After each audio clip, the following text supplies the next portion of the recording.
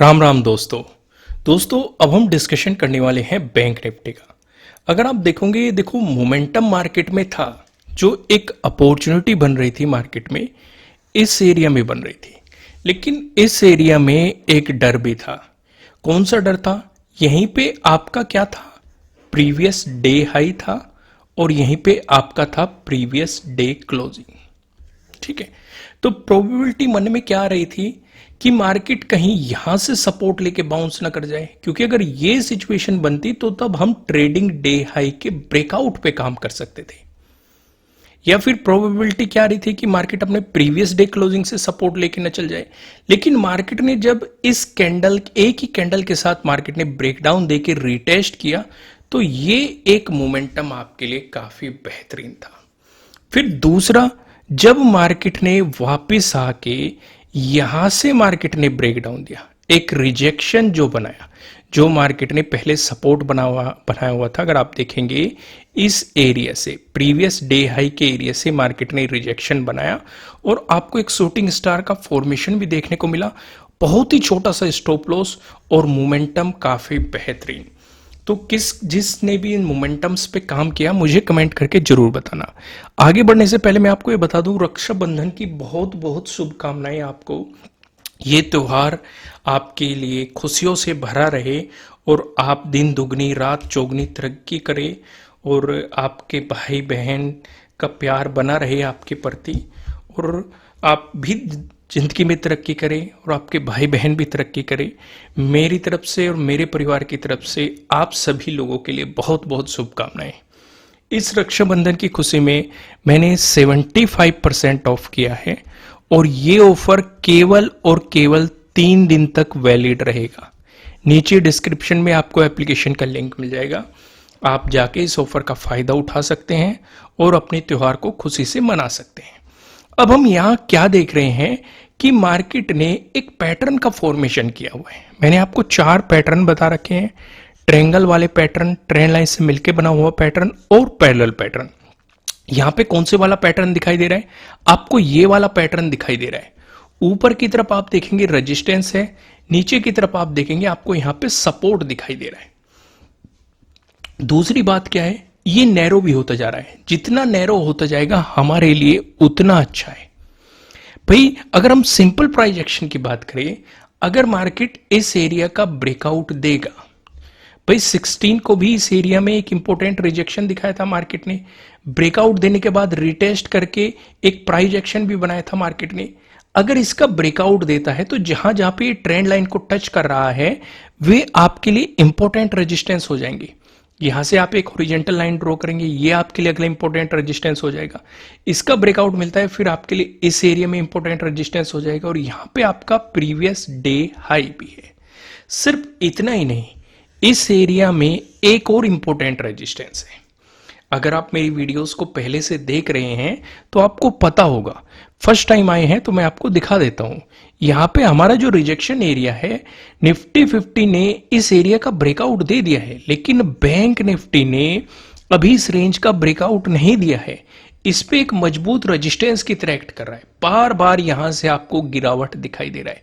अगर ये गिरावट कंटिन्यू रहती है तो नीचे एरिया पे हमारा ये सपोर्ट जोन है और नीचे से ये ट्रेंड लाइन आ रही है जो कि आपके लिए सपोर्ट की तरह आपको एक्ट करती हुई दिखाई देगी।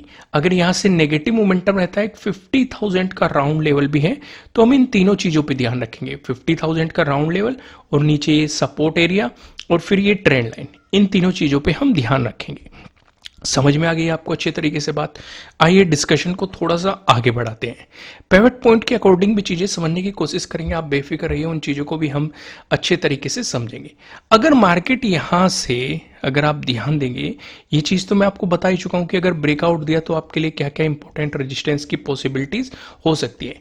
इस एरिया में आपके लिए क्या होगी? 3 चीजें होगी। पहला, प्रीवियस डे हाई हो गया आपका इस एरिया में। दूसरा क्या है? दूसरा आपके लिए जो ये पैरेलल पैटर्न, ये ट्रेंड लाइन से मिलकर बना हुआ पैटर्न बन रहा है, इसका इंपॉर्टेंट रेजिस्टेंस हो गया। तीसरा क्या हो गया आपके लिए इस एरिया में? तीसरा आपके लिए हो गया जो वो एक रेजिस्टेंस जोन अभी मैंने जो 1 डे के टाइम फ्रेम पे आपको जाके दिखाया। तो तीन इंपॉर्टेंट चीजें हैं। जब मार्केट अगर पॉजिटिव होके यहाँ पे आया तो हम यहाँ पे खास नजर रखेंगे। अगर यहाँ पे एक दो कैंडल के साथ टाइम स्पेंड करने लगा तो इसका मतलब पोजीशन से एग्जिट करने में बेनिफिट है। और एक बार मार्केट ने ब्रेकआउट देके ट्रैप भी किया था और ट्रैप करके मार्केट नीचे लेके आया था, तो आप उस चीज का भी अच्छे तरीके से ध्यान रखेंगे कि कहीं आप मार्केट के चक्कर में ट्रैप ना हो जाए। यहां तक चीजें क्लियर होगी। आइए डिस्कशन थोड़ा सा आगे बढ़ाते हैं। अगर मार्केट ने दिया इसका ब्रेकडाउन, जैसे कि हम देख रहे हैं कि इस एरिया में आपका एक तो प्रीवियस डे लो बन चुका है, दूसरा जो ये पैटर्न बन रहा है, ये जो सपोर्ट लाइन बन रही है, इसका भी ब्रेकडाउन मिलेगा। दो पॉसिबिलिटी है आपके लिए इस एरिया में। तो अगर ये सिचुएशन बनती है फिर आपके लिए एक इंपॉर्टेंट सपोर्ट रहेगा 50,000, जो कि एक राउंड लेवल है, इस पे आप नजर रखेंगे। अगर इसका भी ब्रेकडाउन मिलता है फिर आप देखेंगे जो 16 का डे लो है, ये काफी इंपॉर्टेंट सपोर्ट रहेगा। और 14 को हमें बता भी दिया था इसने कि ये पहले कितना इंपॉर्टेंट रेजिस्टेंस रहा था, और 16 को रिटेस्ट करके बता दिया था कि ये कितना इंपॉर्टेंट सपोर्ट है। तो यहां तक चीजें आपको समझ में आ गई अच्छे तरीके से। आइए डिस्कशन को थोड़ा सा और आगे बढ़ाते हैं। अगर गैप अप ओपनिंग का सिनेरियो बना, अब गैप अप ओपनिंग के सिनेरियो को हम यहां आके डिस्कस करते हैं। यहां से आपको थोड़ी अच्छी क्लियरिटी मिल जाएगी।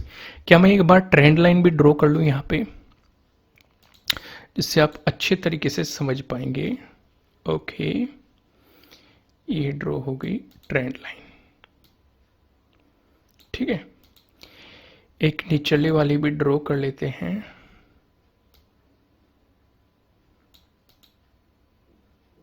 चलो भाई, ये भी होगी।